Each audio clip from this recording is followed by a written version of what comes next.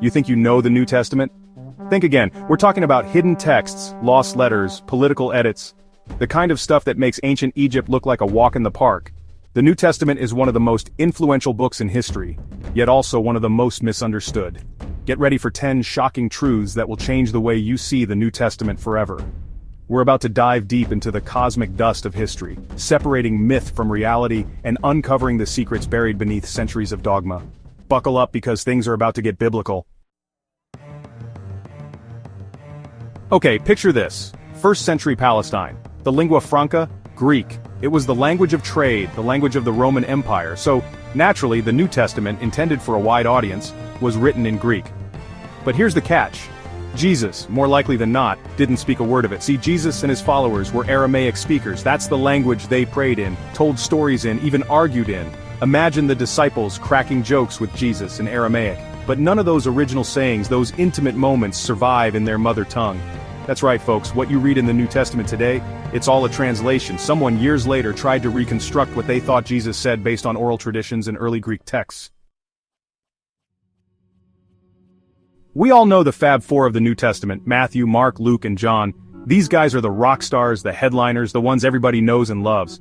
But guess what? The early Christian world was like a crowded concert hall, with a whole bunch of other gospels vying for attention. We're talking about texts like the Gospel of Thomas, a collection of Jesus' sayings emphasizing wisdom and self-knowledge, or the Gospel of Mary, which presents a more prominent role for Mary Magdalene, challenging traditional hierarchies. These alternative gospels offer different perspectives on Jesus, different theological spins, and sometimes even different miracles. They're like deleted scenes from a movie, offering a glimpse into the rich tapestry of early Christian belief. So, what happened to these Gospels? Why were they relegated to the dusty shelves of history? Well, as Christianity evolved, church leaders had to make choices, deciding which texts aligned with their interpretation of the faith. Some Gospels, deemed too radical, too mystical, or simply too different, were excluded from the official canon. We often think of the Gospels as the foundation of the New Testament, the narratives that tell the story of Jesus' life, death, and resurrection. But here's a twist in the plot. Paul's letters, those fiery epistles addressed to early Christian communities, predate the Gospels by decades. Think about that for a second. Before anyone had penned "In the beginning was the Word," Paul was already shaping early Christian theology, addressing complex issues like law, grace, and salvation. He was like the cosmic architect laying the foundation for a belief system that would change the world. Paul's letters offer a fascinating glimpse into the early church, a time of rapid expansion, theological ferment, and no shortage of controversy. He wrestled with questions of Jewish identity, Gentile inclusion, and the very nature of Jesus' divinity.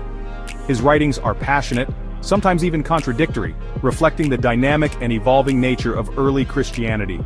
He wasn't afraid to challenge conventional wisdom, to push boundaries, and to spark debate. The fact that these letters came before the Gospels is crucial. We love a good mystery, don't we? And the New Testament has its share. Take the case of the missing letter to the Corinthians. It's like a biblical cliffhanger, leaving us wanting more. In his first letter to the Corinthians, Paul casually mentions a previous letter he sent to them, a letter that has vanished into thin air, gone without a trace. Poof, it's enough to make any historian pull their hair out. What did this lost letter say? Was it a stern rebuke? A gentle exhortation? A theological treatise that would make our heads spin? We can only speculate, piecing together clues from Paul's other writings, and the hints he drops in 1 Corinthians. Some scholars believe this missing letter might have addressed specific issues facing the Corinthian church, such as divisions, moral lapses, or questions about spiritual gifts. Others speculate it might have contained more personal reflections or instructions on practical matters. Now let's talk about Revelation, the book that reads like a psychedelic rock opera, complete with dragons, beasts, and a multi-headed monster rising from the sea. Even by biblical standards, it's a wild ride.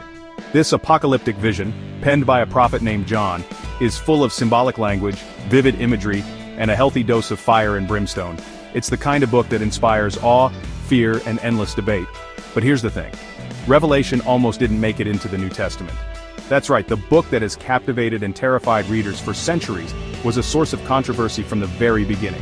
Early church leaders were divided. Some saw it as inspired prophecy, a glimpse into the ultimate destiny of humanity and the triumphant return of Christ. Others considered it too bizarre, too allegorical, or even downright dangerous. Think of the word Christian. It evokes images of churches, crosses, and acts of charity. But what if I told you that this word, now embraced by billions, was originally an insult, a derogatory term used to mock and marginalize early followers of Jesus? It's true. The term Christian only appears 3 times in the entire New Testament, and each time it's used by outsiders, not by Jesus or his followers. It was a label slapped on them by those who viewed this new movement with suspicion, contempt, or even fear. Imagine being called a Christian in those early days. It wasn't a badge of honor, it was a mark of difference, a way of othering this emerging sect of Judaism. It carried connotations of rebellion, heresy, and social deviance. Picture the nativity scene, a baby Jesus, Mary, Joseph, and of course the 3 wise men bearing gifts of gold, frankincense, and myrrh. It's an iconic image, a staple of Christmas cards and holiday decorations. But here's the thing, the Bible never mentions 3 wise men, it doesn't even call them kings. The whole 3 kings thing? Pure tradition, not scripture. The Gospel of Matthew simply mentions magi astrologers who followed a star to Bethlehem. It doesn't specify their number, their names, or their royal status. That whole narrative, embellished over centuries of storytelling and artistic license. Think about it, the idea of 3 wise men, each bearing a symbolic gift, adds a certain dramatic flair to the nativity story. It reinforces themes of Jesus' kingship, the universality of his message, and the adoration he received even as a child. We often think of Jesus as this singular figure, unique in every way. But the Gospels tell a different story. A story of a Jesus who wasn't an only child but one of several siblings, living under one roof in a small town in Galilee. The Gospels explicitly mention Jesus' brothers, James, Joseph, Simon, and Judas. They even mention unnamed sisters, suggesting a bustling household, full of the usual family dynamics. Imagine the dinner conversations. Now some traditions try to explain this away, suggesting these were cousins or step-siblings. But the Greek word used, adelphos, clearly means brother in the literal sense. The text is pretty clear on this one. This detail, often glossed over, paints a more human picture of Jesus. Imagine him growing up not in isolation but navigating the complexities of sibling rivalry, sharing chores and experiencing the joys and frustrations of family life. We often treat the Bible as a sacred, unchanging text, every word divinely inspired and perfectly preserved, but the reality is far more complex, far more human. The New Testament we read today, the one we hold as sacred, has been shaped and reshaped by centuries of copying, translating, and even editing. Imagine those early scribes hunched over scrolls, painstakingly copying each letter by hand. Mistakes were inevitable, words were omitted, lines were duplicated, and sometimes scribes even added their own interpretations or clarifications in the margins. Over time, these variations multiplied, resulting in slightly different versions of the same text circulating throughout the ancient world. It's like a game of biblical telephone, each copy introducing the possibility of subtle changes. And then there are the intentional edits. Some scribes, driven by theological agendas or simply trying to make the text clearer, made changes to the wording, removed verses they deemed contradictory, or even inserted entire passages. One famous example is the story of the woman caught in adultery, where Jesus challenges her accusers with the line, "Let he who is without sin cast the first stone." We take it for granted, this bound volume we call the New Testament. But for the first few centuries of Christianity there was no such thing. Imagine that. No single authoritative book defining the faith. For nearly 400 years, early Christians relied on a patchwork of oral traditions, letters circulated among communities, and a variety of written texts, some that made it into the New Testament and others that didn't. It was a decentralized, free-flowing exchange of ideas, beliefs, and interpretations. Think of the implications. Different Christian communities might have emphasized different teachings, revered different apostles, or even had different versions of Jesus' life and ministry. It was a time of theological exploration and lively debate. It wasn't until 397 AD that a council of bishops convened in Carthage and finally settled on a definitive list of 27 books that would constitute the New Testament as we know it. It was a landmark decision, shaping Christian identity for centuries to come. So there you have it, 10 shocking truths about the New Testament. A book that's as mysterious as it is influential.